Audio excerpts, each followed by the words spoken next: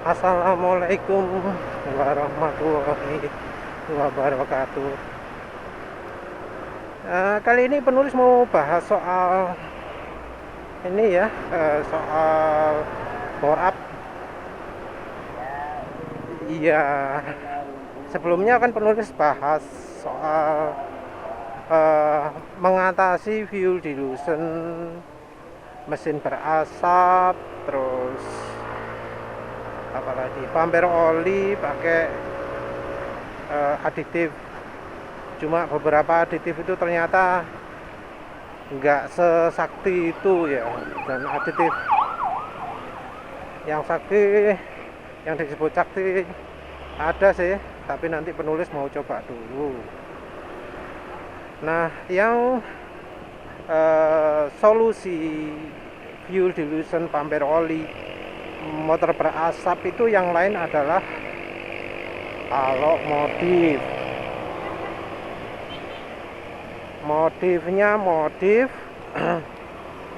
dari sisi blok mesin, dari sisi silinder, dari sisi apa namanya,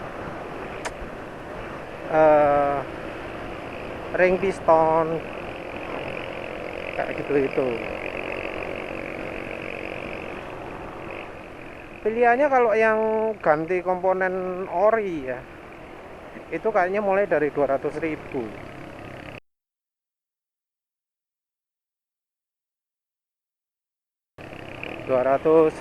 sampai 500.000. Itu ori Yamaha. Artinya ya balik lagi, cepat rusak lagi. Jadi penulis ini kan motornya jelas kena fuel dilution dan sepertinya memang sudah kena pumper oli juga. Bensin jelas nyampur ke oli mesinnya juga cepat habis. Bensin nyampur ke oli ketika langkah pistonnya bergerak menuju ke busi, dan campuran bahan bakar sudah disemprotkan ke ruang bakar. Jadi bensinnya ini ngalir di sela-selanya ring piston dengan dinding silinder.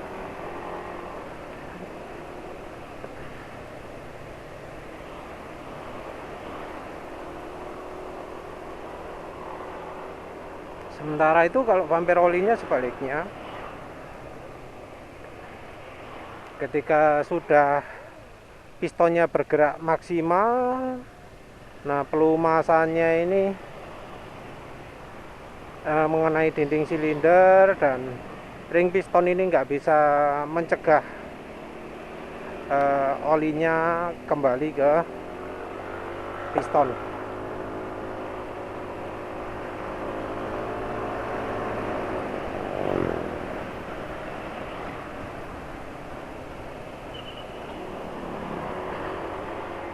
Nah, waduh, bahaya banget ya kalau nyalip lewat kiri itu harus lihat depan juga, karena kadang ada kendaraan besar depan yang lagi nyalip kendaraan lain juga.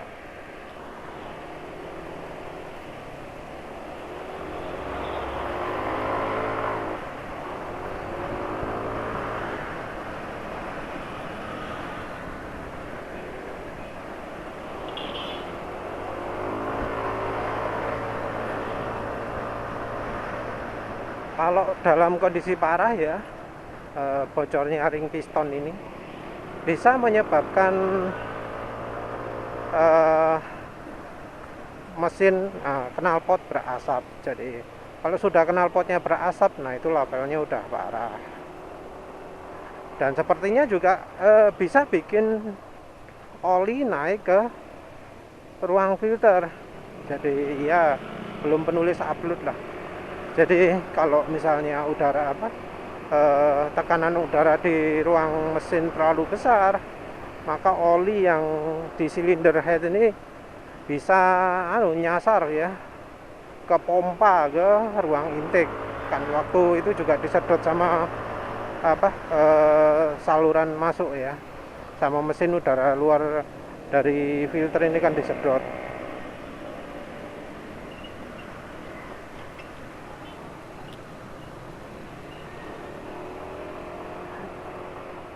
Efek lainnya adalah kompresi mesin bocor ya. Kalau bocornya ke belakang ya bikin oli ya. Kalau efek ke tenaga ya, tenaganya nggak bisa maksimal. Motor penulis ini ya termasuk nggak normal ya. Motor normal itu NMAX normal itu bisa jalan 120. Nah, penulis motornya nggak bisa jalan segitu, paling ya 113, 112. Pakai oli Shell Advance Ultra malah makin parah, tarikannya makin nggak enak.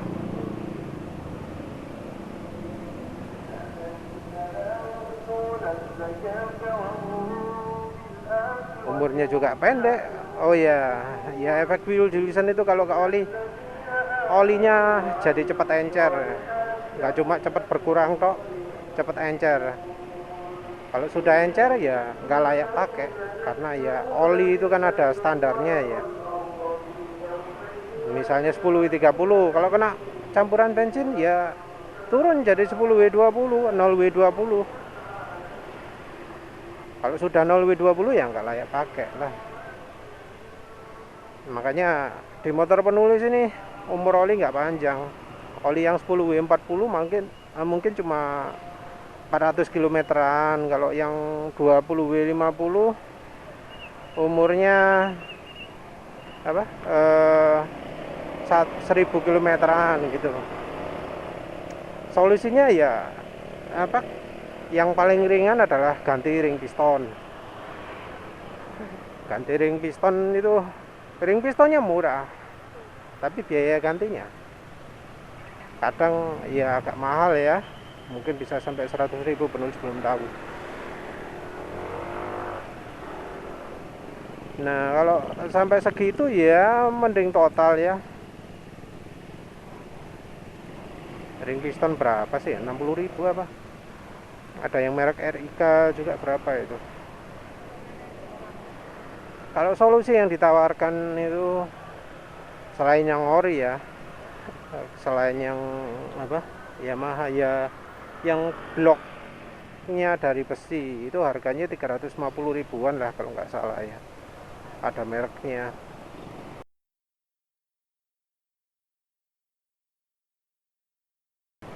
Agak mahal dikit mungkin berapa, 500.000.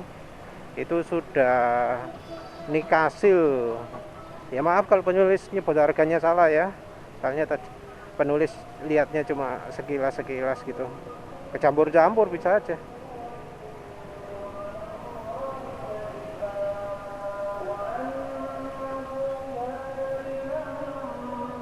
Jadi yang namanya coating mesin itu kan macam-macam, ada yang ngomong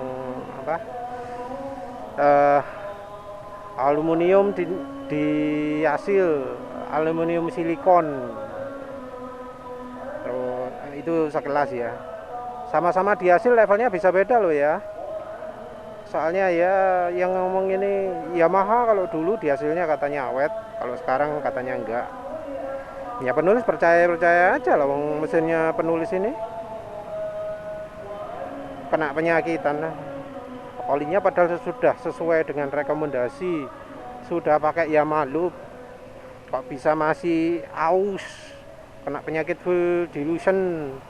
Full dilution itu cirinya ring pistonnya aus. Nah, berarti kan artinya olinya nggak layak pakai toh, oli Yamaha Loop itu. Gantinya 700 km loh. Yamaha Loop olinya 700 km.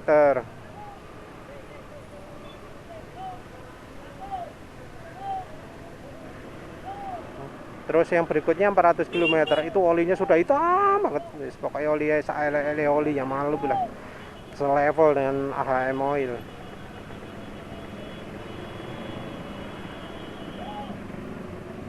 Dan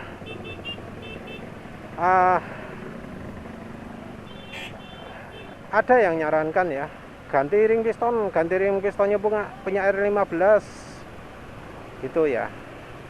Tapi masalahnya gini, Oke dah, ring piston R15 kuat. Nah, tapi apa dinding silindernya kuat? Kalau levelnya dinding silindernya setara dengan R15 ya mungkin bagus lah. Tapi kalau enggak, parah.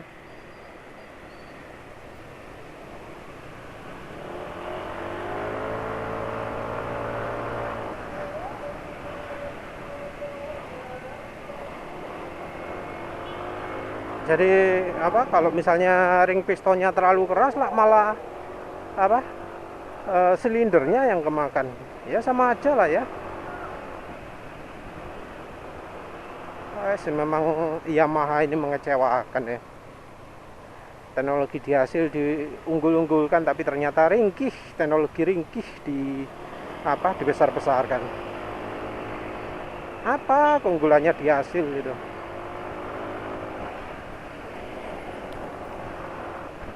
Penulis ya jengkel juga karena penulis sebelumnya motornya pakai Nika Casio ya, Suzuki Spin.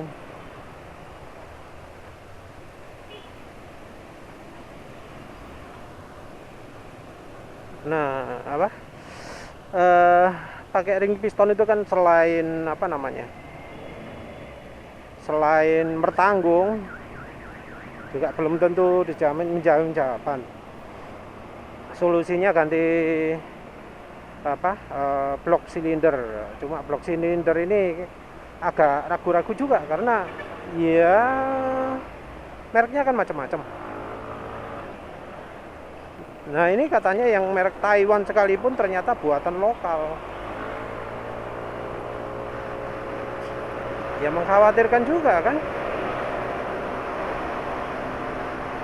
Nah, percuma dong apa cari merek-merek Thailand, merek Taiwan itu, tapi ternyata dapatnya lokal juga. Dan katanya buatannya juga nggak rapi. Padahal kalau yang di Yamaha ini cukup sensitif karena ya kalau mengsel nggak cuma bocor kompresinya toh, tapi juga bisa ngocor airnya, ngocor air radiatornya. Kalau sudah air radiatornya apa habis, nggak tahu, bisa kena knocking. Kalau sudah knocking ya seker patah gitu. Piston juga bisa bolong, makin banyak gantinya. Itu belum lagi kalau blok mesinnya nggak pecah, karena kalau nggak kuat bisa pecah juga blok mesinnya.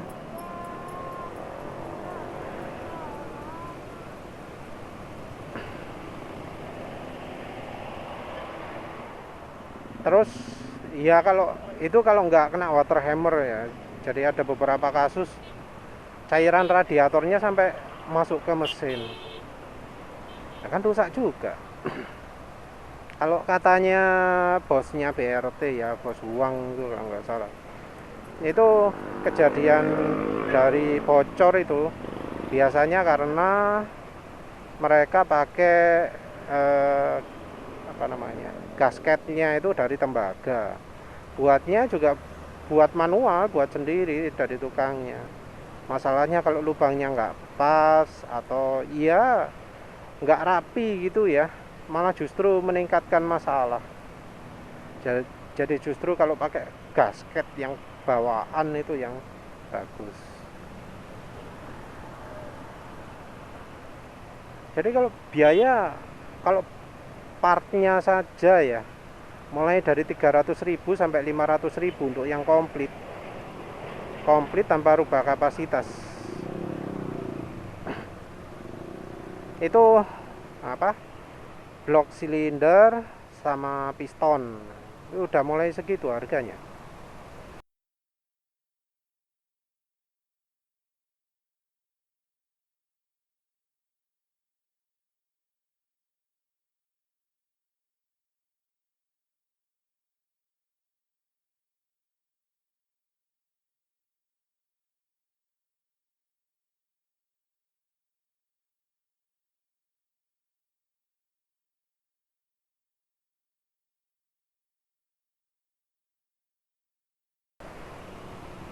Kalau mau pingin sekalian bore up, nah ini yang agak mahal. kalau nggak salah mulai dari 700.000 ya ada. Jadi bore up naik 177 kalau nggak salah, atau 183.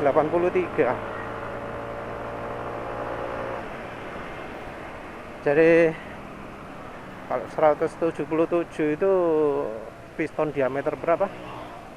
Lupa. Yang tersedia itu yang paling besar 183 cc kalau bore up ya. Ini penulis nggak bilang stroke up. Kalau stroke up kan sudah ganti lebih banyak lagi. Kalau stroke up dikombinasi dengan bore up bisa 200 cc, 200 cc ya. Ya kalau mau sekalian 200 ya bisa, tapi tapi ya gantinya lebih banyak. Bore up pilihannya itu kalau yang merek-merek Taiwan ya 700 berapa gitu ya. Itu Nikasil, ring piston RIK, terus apa lagi,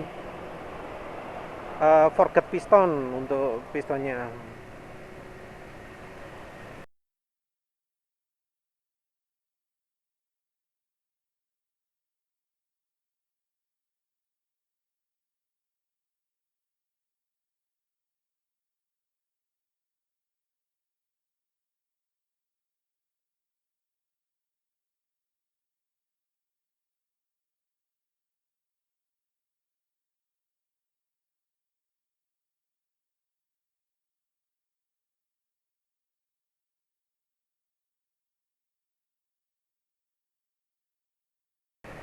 Kalau yang apa agak mahalan ada dari BRT 900.000 kalau blok besi kalau nggak salah, 1.250.000 kalau sama noken asnya.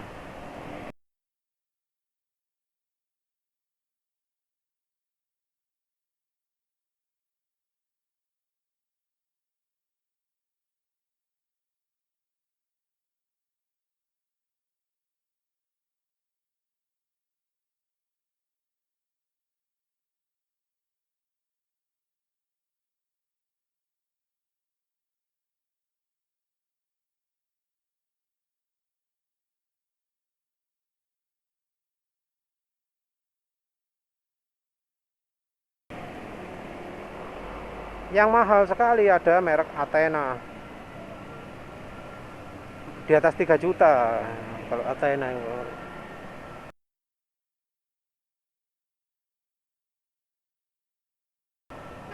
Bahkan ada yang sampai hampir 4 juta ya merek Athena. Kalau yang Athena ini disebut plug and play, bisa langsung dipakai, nggak usah modif apa-apa lagi.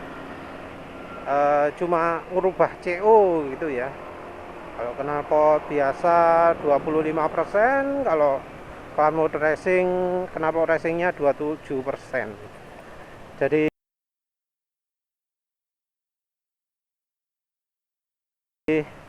nggak usah ganti ECU, ECU standar, CO nya disetel gitu aja.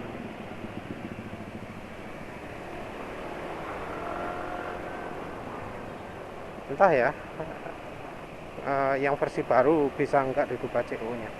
Tapi yang jelas kalau versi apa yang seperti punya penulisnya sepertinya masih bisa ya. Jadi itu nggak usah ngerubah ECU bisa. Kalau yang di BRT sering kali ngomongnya harus ganti ECU juga. Jadi nggak bilang bisa langsung gitu, nggak disebut juga kalau ECU nya ganti ECU apa gitu ya. Mungkin pakai Juken ya, buatannya BRT kan ECU nya merek Juken. Kalau yang sederhana sih ada dari itu misalnya lah IQTE.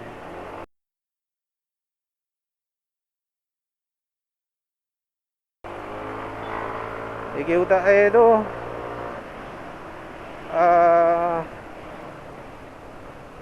berapa, 600-700 ribuan mungkin sekarang ya, lupa, nggak pernah cek lagi.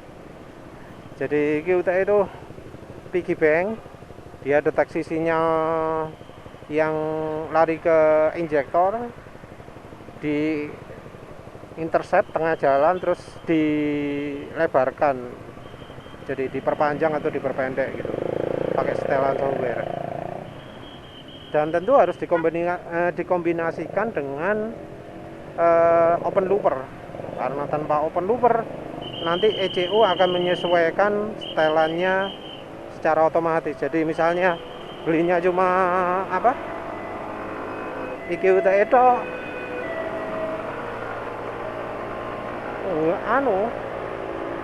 setelan ECU ini akan kembali ke asal, jadi balik ke setelan semula karena ECU nya menyesuaikan. Jadi ya jatuhnya mungkin sama saja ya.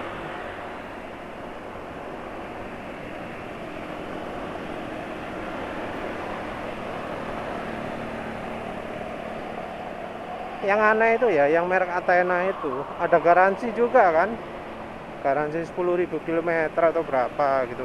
Syaratnya ya cuma kalau masang harus di bengkel yang punya software diagnostik, setelan CO nya ada setel segitu ya, sesuai yang sarannya itu. Sementara yang BRT kayaknya mengharuskan ya, ngomongnya plug and play, plug and play, plug and play gitu, tapi ternyata kalau ditanyakan aman seringkali disarankan untuk ganti ECU. Ya mungkin kalau lihat teorinya ya, pakai caranya Athena itu bisa mestinya. Oh iya, kalau misalnya beli yang blok-blok itu perhatikan juga kompresinya ya, karena ya kompresi bisa berubah. Kalau yang Athena itu berapa ya, 11 mungkin, 11:1. Jadi bensinnya pakai bensin RON 92. Katanya kalau untuk NMAX 10,5 itu bisa Pertalite, 11 itu Pertamax, 11,5 itu RON 95.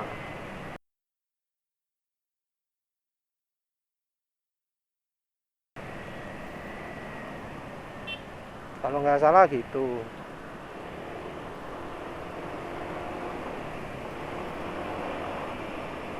Jadi kalau beli jangan sampai yang mentahan ya. Kalau mentahan ngecoak sendiri kadang sulit. Kita harus perhatikan juga kompresinya berapa. Kalau yang Athena itu ya sulit sih cari infonya, tapi kayaknya 11 ya kalau nggak salah ya.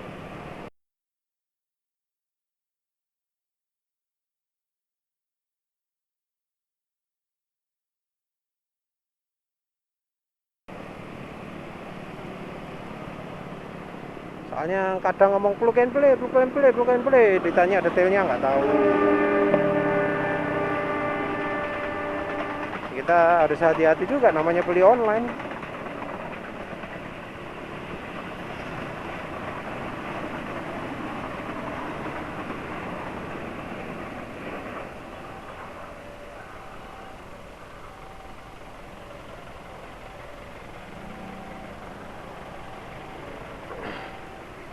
Nah kalau penulis sendiri milih gimana? Penulis sih pengennya milih ya kalau bisa ya semua gitu ya. Tapi kalau apa minim-minim penulis pengen paling nggak yang 1 juta lah, tanpa noken as. Jadi ECU nya juga nggak ganti, ECU nya pakai bawaan, CO nya aja yang digedein. Jadi kalau bore up itu kan setelan bahan bakar harus ditambah, ya wis pakai setelan CO aja. Terus apa kapasitas, ngapain nanggung 177 selain langsung aja 183.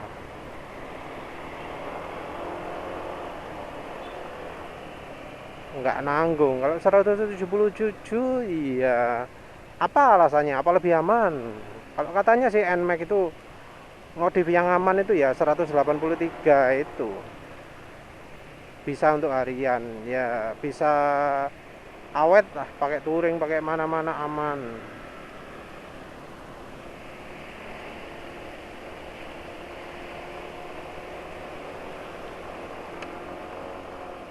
nggak perlu ganti injektor ya. Mungkin suplai bahan bakarnya kurang besar, tapi ya kan bisa dari CU kalau yang standaran itu. Biayanya kalau barangnya tok kemungkinan ya 900, ya mulai dari 1,2 lah. 900 sampai 1,2 itu. Kalau mau coba-coba yang merek Thailand, merek Taiwan itu lebih murah ya. Enggak sampai apa 700-an gitu, 750 gitu. Mungkin kalau ke bengkel balap bisa cari yang lebih murah lagi. Tapi bengkel balap sekalipun biasanya eh, untuk dinding silindernya ya beli juga sih. Mereka nggak buat sendiri. Piston juga begitu.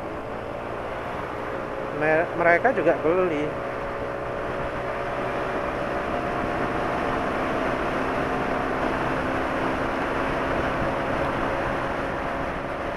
Untuk linernya penulis merasa nggak butuh ya yang pakai apa namanya, pakai aluminium. Mungkin ada yang nikasil, mungkin disebut kuat, pemanasan lebih bagus, apa penyaluran panas lebih bagus. Ya entahlah, penulis nggak tahu apa sih keuntungannya kalau pakai yang linernya aluminium itu. Mesin nggak panas, nggak tahu lagi lah. Lebih mudah ngelicik, nggak tahu lah.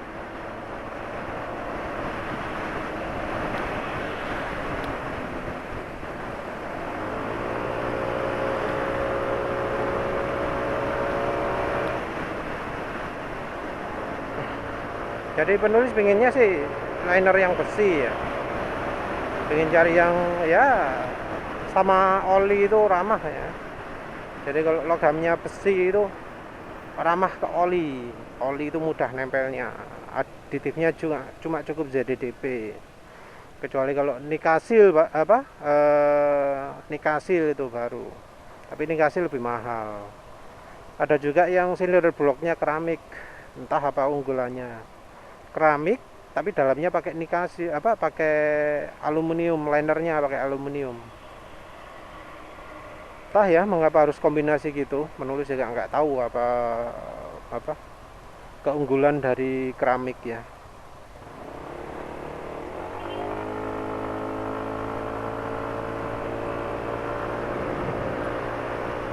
Kalau setat gitu itu orang jarang ya gaspol. Ini ketinggalan sampai yang di lampu merah kayaknya masih belum jalan.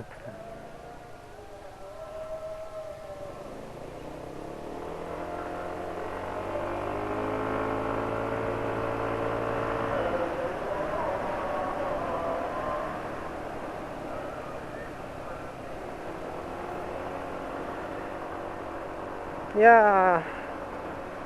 penulis yang nge-share itu ya merek BRT lah minimal ya, karena yang merek-merek lain penulis nggak tahu. Ada juga yang menyarankan liner karbon JP, itu juga penulis nggak tahu berapa juga harganya ya. Kalau beli segitu itu mending satu paket ya. Kalau sudah beli silinder sekalian sama pistonnya, kalau ada mereknya. Soalnya ya biasanya dibuat matching sama itunya juga sama pin sama apa namanya itu yang tengah-tengahnya yang pipanya itu apa sih namanya itu ya, lengkap sama itunya lah ya, karena kalau pakai yang ori bisa aja nggak pas kan, mending sama yang buat itu. Teknologi gini nggak murah ya, tapi ya namanya kualitas mesinnya Yamaha itu jelek ya, mau gimana lagi ya. Penulis ya baru tahu lah, tapi seandainya penulis tahu pun kayaknya masih tetap milih Yamaha, karena kalau PCX rasanya kok ya lebih ragu-ragu lah daripada Yamaha. Yamaha ya problemnya itu oli ya, oli cepet habis. Tapi kayaknya di PCX entah terjadi juga enggak ya sih fuel dilution sama bumper oli.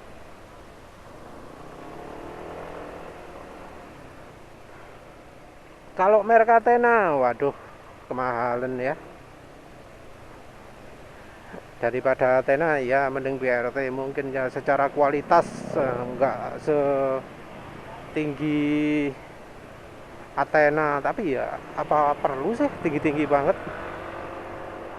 Kalau dipakai lancar terus nggak ngalami vampir oli lagi, nggak ngalami fuel dilution lagi, rasanya kan sudah cukup.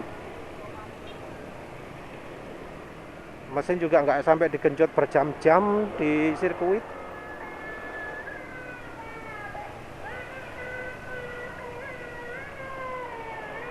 Karena yang dibutuhkan apa? Ya bukan power ya, kalau penulis butuhnya ya. Butuhnya biar penyakit hilang itu dok. Ya penulis sudah nggak percaya dengan Yamaha, makanya nggak beli yang ori Yamaha. Kalau dulu saya ngomongnya, wah harus beli yang ori pasti bagus. Nah itu dulu kan dilarang orang beli aftermarket. Soalnya kalau aftermarket itu biasanya KW2 atau KW3 mas gitu tanyanya. Kalau sekarang kan enggak, aftermarket itu seringnya kualitasnya di atasnya, walau kadang harganya lebih murah loh ya, aneh ya. Contoh suspensi lebih murah itu lebih nyaman, lebih enak dari bawaan, tampilan juga lebih oke, itu harga yang sama ya. Terus belum lagi masalah gredek. Ya alhamdulillah lah penulis nggak mengalami masalah gredek ya. Ini motor sudah hampir 6.000, masih nggak mengalami masalah gredek. Ya kalau penulis kuncinya kalau ngegas awal dirunut ya, dalam keadaan kayak gini gitu ya. Penulis ngegasnya mesti apa namanya bertahap lah, nggak langsung diget gitu ya. Jadi waktu kondisi semi gigitnya itu nggak dipaksa untuk nggak dipaksa untuk goyang-goyang.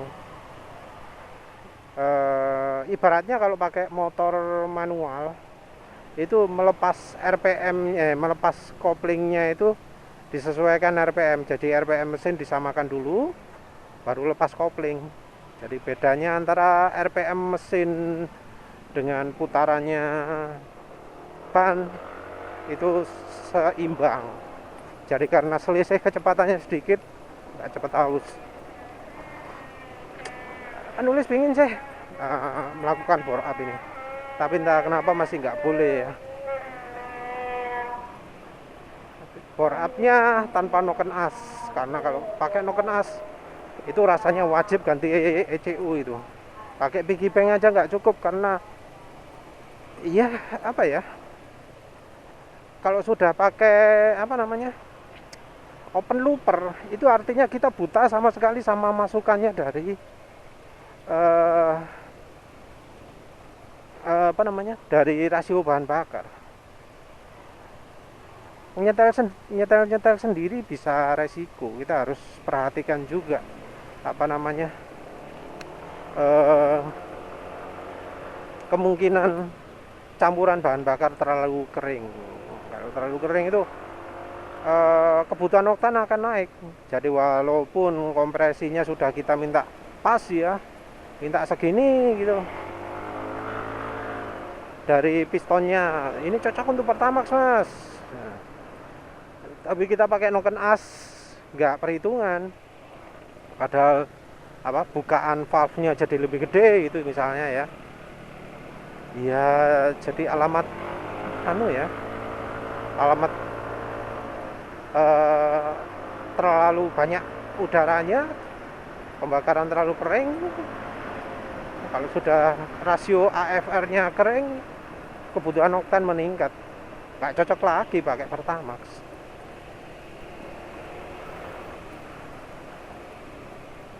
Apalagi ya yang soal bore up itu, oh iya, kelemahan bore up apa yang penulis pikirkan adalah beratnya piston itu berubah atau enggak. Jadi gini, kan di motor Yamaha ini sudah ada ukurannya ya. Jadi balancernya itu apa sih namanya? Pokoknya yang bagian penyeimbangnya itu yang biar berat antara piston dan bagian belakangnya. Apa sih jenenge? Lupa. Bagian pemutarnya itu biar imbang kan harus beratnya harus pas. Nah, kalau kita melakukan modifikasi walau apa komplit ya, blok mesin gitu sama piston, itu kan ada resiko pistonnya beratnya berubah. Nah, kalau piston ini beratnya berubah, ya otomatis ya nggak imbang ya. Jadi ada kemungkinan setelah melakukan modifikasi ini mesin jadi makin bergetar. Ya nggak tahu sih penulis yang buat pistonnya ini membuat beratnya itu sama atau enggak. Karena kalau misalnya beda dengan yang orinya, ya jadi nggak imbang lah. Atau misalnya mereka sudah tahu beratnya aslinya seberapa gitu ya, ternyata yang pas segini, lebih pas pakai berat begini pistonnya. Nah itu bisa aman lah, nggak getar. Jadi ngaku plug and play juga termasuk dengan berat pistonnya yang seimbang. Ya ini juga yang bikin kita jangan sembarangan ganti piston ya. Oh ini loh pistonnya lebih ringan, nanti dipasang malah tambah makin getar mesinnya. Kalau sudah gitu ya makin parah juga. Kalau pingin komplit sekalian wes bore up, stroke up, jadikan 200 cc komplit dari satu tempat. Nah wes itu wes beres. Ya wes lah gitu aja. Penulis sendiri nggak tahu banyak ya. Segitu aja lah. Penulis di sini ada satu tempat BRT, mungkin suatu saat akan berkunjung. Udah gitu aja, terima kasih udah menonton. Assalamualaikum warahmatullahi wabarakatuh.